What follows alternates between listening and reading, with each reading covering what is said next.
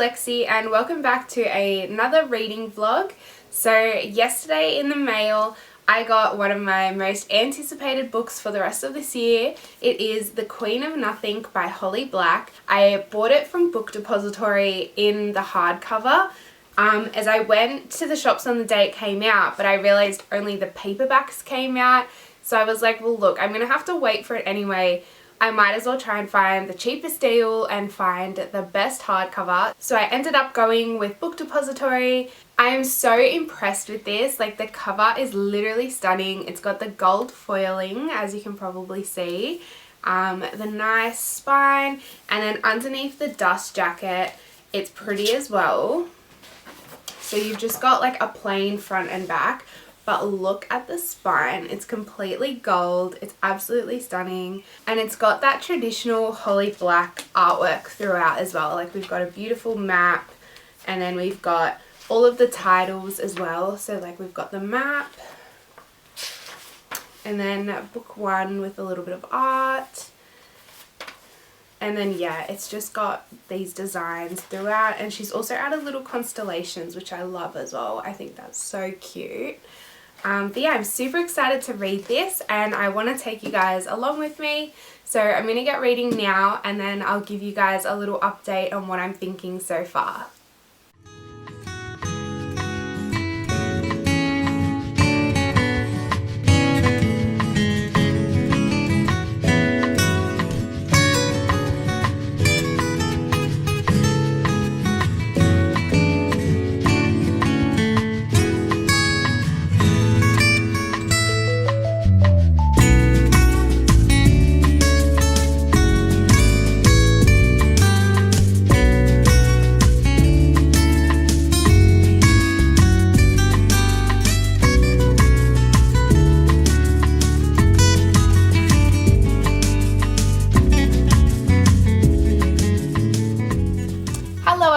I'm back. So I used my morning to get a little bit of reading done from The Queen of Nothing. I do have to head to work quite soon, but that's okay. I'm going to update you guys on my thoughts so far. So I'm up to chapter 8. So I've read this much with this much to go. I believe on my Goodreads it said it was like 24% or something like that. So I'm really shocked at how much I got read. I've done really well. But yeah, I'm really enjoying it so far. I was already completely sucked in, completely like wanting to read the next page. It was super hard to actually put it down. I'm probably going to reveal spoilers in this vlog. So if you don't want to see any spoilers or hear any spoilers, please stop watching this now. As soon as Taryn was in the house, I was already freaking out for Jude. Like, I was like, oh my god, no, like, we don't want to deal with her. Like, please, like, just walk away. And with her reveal, like, okay, like, one, Loke had it coming to him, like, I don't care what anyone says, he was an asshole. And two, like, good on her, to be honest. I still don't trust her, though. I feel like she may have, like, an ulterior motive. Like, maybe he's not even dead. Maybe it's all just a trick to get her back in there and get her killed or something like that. Like, I do not trust Taryn, but I kind of hope I'm wrong. Like, I hope that there's a reconciliation between the two and she ends up being good. So we'll see what happens. I'm definitely liking this a lot more than The Wicked King, the second one. I found book one of The Wicked King a little bit boring, like a little bit hard to get into. Obviously the ending for me like completely had me like enthralled and I was just so excited to see what would happen next. But yeah, I'm really enjoying this so far. I feel like it's just closer to The Cruel Prince. Like, it has me hooked from the beginning and I'm super excited to see where it goes next.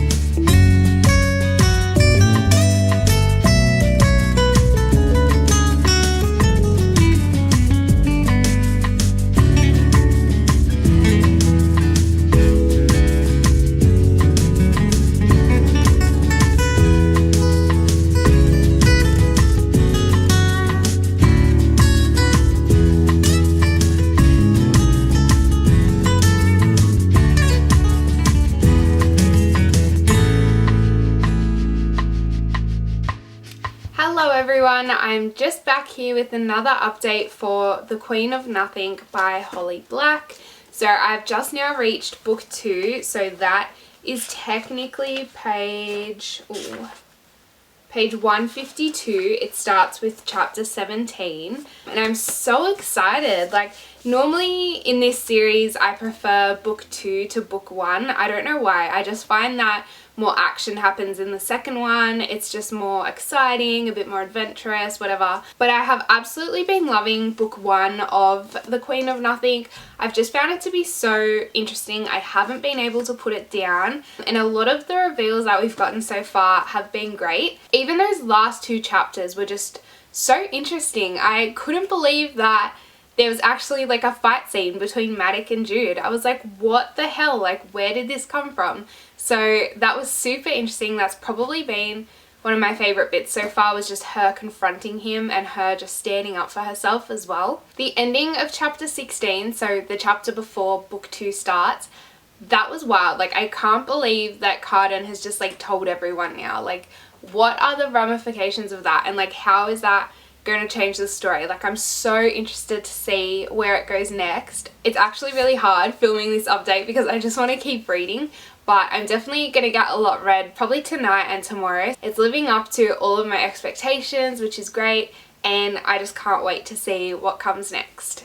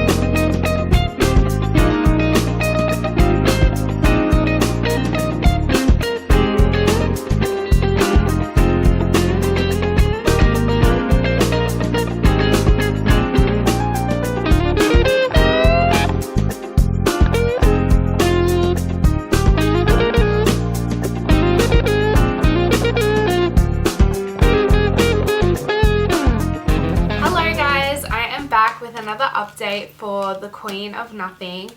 I literally just finished reading chapter 22, so I'm up to chapter 23, and oh my god, that was insane. I'm so shocked. Oh my god. So basically I absolutely love Jude and Carden now, and I never thought I would say that. In the first book, that was my like #1 thing that I hated, was the romance. I was like, no, like, these two are not meant to be together. I hate it. In The Wicked King, I was like, maybe, like, okay. And now in this book, I'm like, oh my god, I'm obsessed with them, and no, I can't believe what just happened, so now they won't be together. But, you know, it's a fantasy. I'm sure things are gonna work out. I have faith. Watched a lot of spoiler-free reviews, and I did know that a lot of people had said that they were really excited that the snake on the cover wasn't just a YA snake on the cover, like it actually had to do with the plot line. But I hadn't really had any thought of how it would come into play. So after just reading chapter 22, I'm like, oh, I completely understand. Another major thing that I'm loving in this book so far has been how much we've learnt about all the other characters. I just feel like Vivi and Taryn have been so much more prominent in this one, and I've really enjoyed getting to know more about them and their personalities. I don't know if anyone else thought of this when they were reading it, but in the part where Carden breaks the crown, all I could think about was that scene in Mean Girls when she snaps the crown and she's like, it's just plastic. It's really just... That had me in stitches. Like, that just instantly came to my mind, and I then couldn't take it seriously. Like, I had to finish the page and start it again because I was like, this is all I can think about. Okay, enough chatter from me. Let's go back to reading, and I will update you with my final thoughts once I finish The Queen of Nothing. Hello everyone, I am back with my final update for The Queen of Nothing by Holly Black. So I literally just finished reading this and wanted to film straight away what my reaction was. Let me just start by saying I absolutely loved it. For me, it was the perfect ending to the trilogy. I loved the direction that it went in. I loved the ending. I thought it was so perfect, and I am a big sucker for a happy ending, so I was very, very pleased. I definitely sort of saw the spin coming. Like, I think I said in my last update, I see it working out, and I definitely thought that that was what was going to happen, so I was very, very pleased with that. I definitely rated it 5 out of 5 stars, and I definitely want more. Like, I know the story is finished, but I feel like she could always follow up with something about Oak, something about like Madoc living in the human world. I thought that was an amazing plot twist as well. Like, he's gonna hate it, he's gonna suffer, and I low-key am here for that. I thought all the characters were really, really strong in this as well, and definitely that scene between Nicasia and Jude. I loved that scene where she just sort of explained what she had seen from Cardan and how she could see that the love was there, even though it was really hard for Jude to have seen at that time. I really like that Taryn turned out to be a good character, and I loved the more familiar relationship that we got to see between her and her twin. And of course, I thought the epilogue was perfect. I thought it was like such a good ending for the series and such a good wrap up for this new little family that has been created. I really enjoyed the whole snake aspect and trying to work out what the trick was, because this is fairyland. Like, we know that everything always has an escape route, I guess. Like, there's always a way to get out of it because they're all such tricksters. I really, really enjoyed trying to figure out what that was. And like I said, I saw the happy ending coming, but I didn't quite see that method that the snake would have to be killed and Cardan reborn. I didn't see that coming, so I did really enjoy that as well. I sort of wish that the Undersea had a little bit more of a role in this book, because I absolutely loved like the theme and the vibes that came from The Wicked King. Please let me know down below what your thoughts were on this book. I would love to hear if you agreed with me or if you had things that you wish were done differently. That's pretty much all my thoughts for this book and for this series. So I hope you've enjoyed watching this video, and I will see you guys in my next one. Bye!